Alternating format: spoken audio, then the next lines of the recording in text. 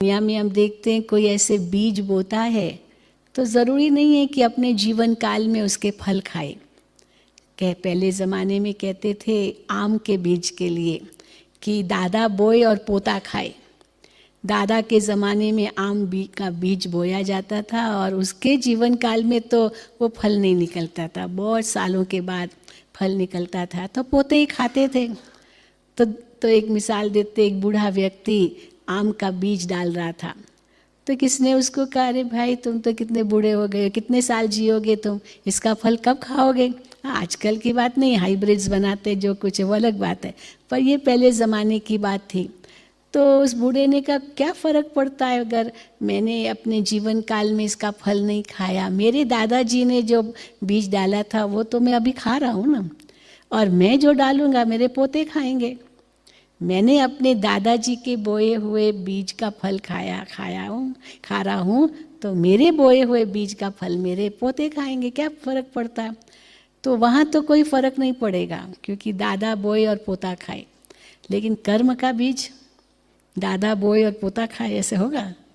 होगा ऐसे हाँ कि नहीं? हाँ या ना? जवाब नहीं दे रहे हाँ? नहीं, आपको ही पाना होगा। इस पर एक चुटकुला और सुनाते हैं कि किसी रेस्टोरेंट पर लिखा था कि आप खूब खाइए, इस रेस्टोरेंट में आकर के खूब खाइए, जितना आप खा सकते हैं खाइए, आपका जो बिल है ना वो आपका पोता भरेगा। योर ग्रैंडसन विल पे your bill, you need not पे योर बिल। तो एक व्यक्ति गया, खूब खाया और बिल आ गया। तो उसने कहा अरे क्या आपका ही तो बाहर बोर्ड लिखा है कि your grandson will pay, you don't have to pay. तो वो वेटर ने कहा sir this is your grandfather's bill. समझ गए ना? ये भूल गया कि मैं भी तो किसी ग्रैंडफादर का ग्रैंडसन हूँ ना, कि खाली मेरे ही ग्रैंडसन होंगे क्या।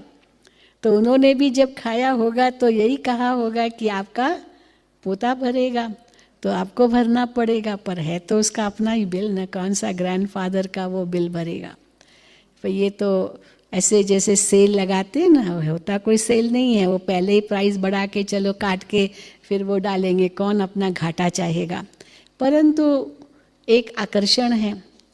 तो इसी प्रकार अगर हम सचमुच कर्म फिलॉसफी को समझें तो हम बहुत सावधान रहेंगे और उस सावधानी में ही हमारा फायदा है।